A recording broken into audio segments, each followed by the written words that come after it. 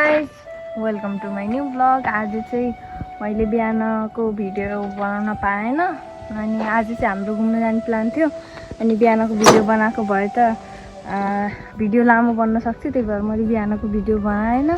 आज चाहिँ हाम्रो घुम्न जाने प्लान थियो। हामी चाहिँ आज यही हाम्रै गाउँ नजिक एउटा मृगस्थली झरना जुन भाइरल भइरहेको थियो यहाँभन्दा केही समय अघि हामी चाहिँ त्यही जाँदैछौँ। पहिला नि गएको जान चाहिँ त्यही पनि हजुरहरूलाई देखाइदिउँ भनेर जाँदैछौँ। को आउनु भएको छ लाइक कमेन्ट गर्नु होला।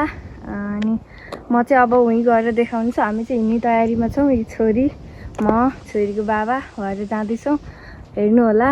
अनि हेरेर घुम्न आउनु होला, एकदमै राम्रो छ। म गएर सबै देखाउँछु तपाईँहरूलाई।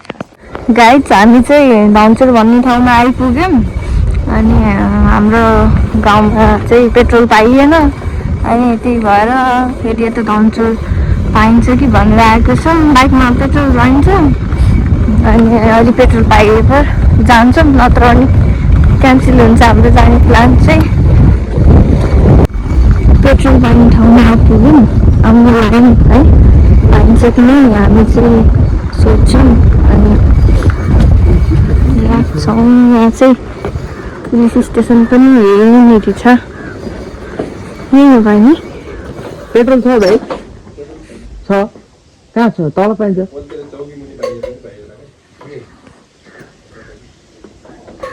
यहाँ पनि पाइएन।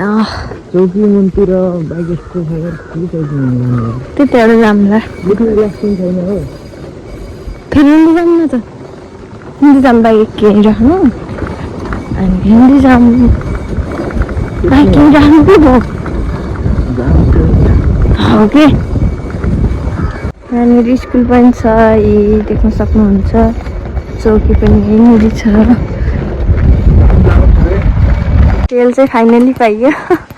तेल राख्दैछौँ बाइकमा है। 2 लिटर मात्र लिएँ मैले चाहिँ। हामीले यति बस्छ जति पनि पुग्छ। खाली छ, एकदम खाली। टङ्की पनि त्यस्तो भएको छ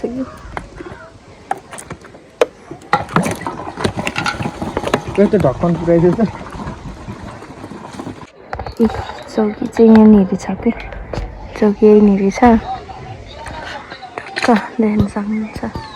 बुढाले उहाँ बाइक तेल राखिराख्नु। यसो गर्दैन, यसो गर्दैन। चौकी चाहिँ यही हो, देख्न सक्नुहुन्छ। यो चौकीमा चाहिँ हाम्रो धेरै पुरानो दिनहरू याद आउँछ यहाँनिर आउँदा। यो कुरा चाहिँ हामी पछि भन्छौँ है। धेरै जस्तोले त थाहै होला, अब नचिन्ने मान्छेहरूलाई थाहा नहुन सक्छ, नयाँ नयाँहरूलाई। पछि भन्छौँ हाम्रो सबै कहानी है। अहिले चाहिँ सुरु छ, सबै कुरा भन्न चाहिँ ठिक हुन्न अनि त्यही भएर हामी चाहिँ पछि भनिरहेको छौँ।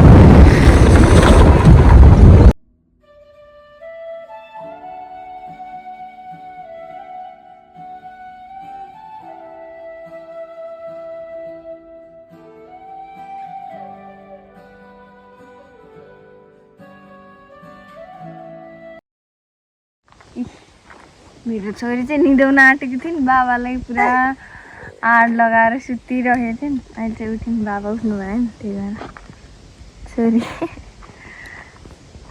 देख्न सक्नुहुन्छ। यो चाहिँ जङ्गल हो है। बाटो अहिले राम्रो गराएको रहेछ। यहाँ पहिला कस्तो थियो, पहिरो खसेर कस्तो हुन्छ गाउँको बाटो त। अब चाहिँ हामी बाटोमा थोरै भिडियो बनाउँछौँ, त्यो पनि राख्छौँ, हेर्नु होला। बाटो चाहिँ अप्ठ्यारो नै छ यतातिरको। पाहाडको बाटो यस्तै नै हुन्छ प्रायः जसो। यहाँ चाहिँ एकदम राम्रो छ कि वन, हेर्न सक्नुहुन्छ है। गाउँघरको बाटो यस्तै त हो नि है, सहरको भइदिएर यति बेला हामी पुगिसक्थ्यौँ होला बजार जस्तो हुन्थ्यो भने। कस्तो दामी देखियो कि है सल्लाहहरू। अब चाहिँ हामी पुग्न लाग्यौँ। अब आइसक्यो। अब आएपछि टाढाबाट हेर्दा चाहिँ यस्तो देखिन्छ है। यस्तो एकदम शान्त ठाउँ। यो चाहिँ फाइनली गाइस हामी चाहिँ आइसक्यौँ रेस्टली झरनामा। देख्न सक्नुहुन्छ मैले यहाँ चाहिँ मस्तै भिडियो बनाएको छु, त्यो पनि मैले बिचमा छोरी गरेर राख्छु। अब चाहिँ हामी माथि जाँदैछौँ, आउनु।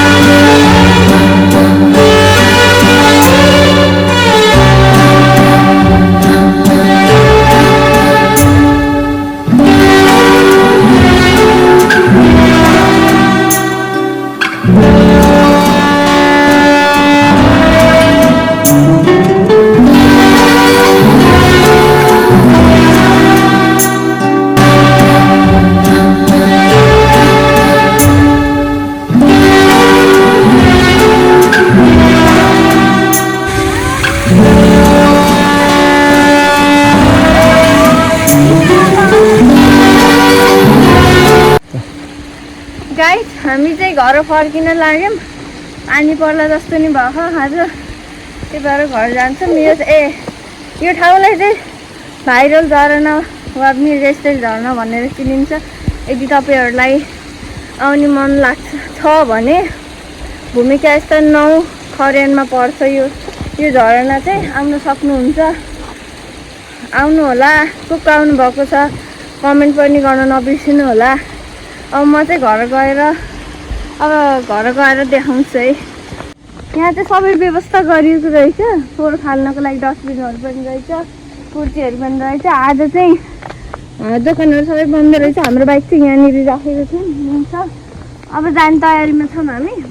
दोकानहरू सबै बन्द रहेछ। यहाँ चाहिँ के भन्छ शौचालय पनि छ है, तर अहिले चाहिँ त्यो खुल्ला छ कि छैन युज गर्ने गरेको छैन नै। पस्नको लागि प्रतीक्षालाई पनि छ, हेर्न सक्नुहुन्छ। तर त्यो चाहिँ भएन, त्यहाँनिर सबै फाल्नु भयो। त्यस्तो चाहिँ गर्नु हुँदैन।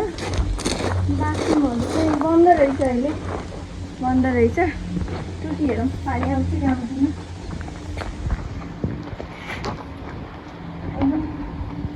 पानी पनि आउँदैन। यो चाहिँ भएन है, यो व्यवस्था पनि गर्नु पर्यो। ल हामी पानी पर्न लाग्यो, हामी फेरि भेटौँला। एकछिनपछि भेट्ने छ हामी फेरि। हामी चाहिँ यहाँबाट हिँड्न लाग्यौँ है गाइस। बाटो बन्द लागेको रहेछ यहाँ चाहिँ।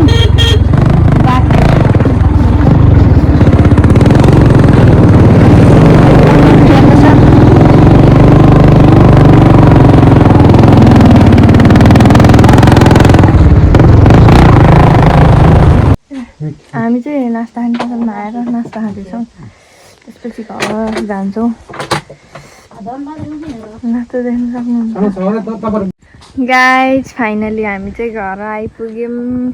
पानी चाहिँ आएन, हेर्नु न पानी आउँछ भन्दै हात दिँदै आयौँ। पानी आएन।